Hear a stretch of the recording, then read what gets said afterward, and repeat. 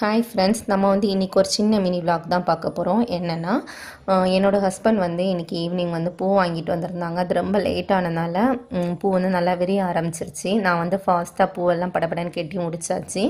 அப்புறம் ஈவினிங் புரோட்டா வாங்கியிருந்தோம்.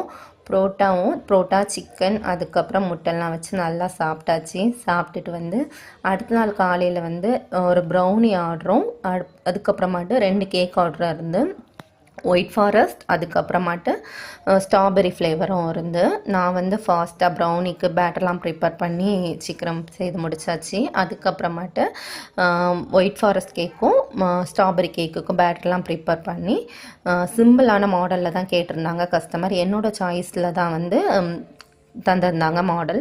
அதனால் ஃபாஸ்ட்டாக கேக் ஆர்டர்லாம் முடிச்சாச்சு. நைட்டு 2 o'clock ஆயிடுச்சு கேக்கெல்லாம் செய்து முடிக்கிறதுக்கு. என்னோடய வீடியோ பிடிச்சிருந்துன்னா லைக் பண்ணுங்கள். என்னோடய சேனல்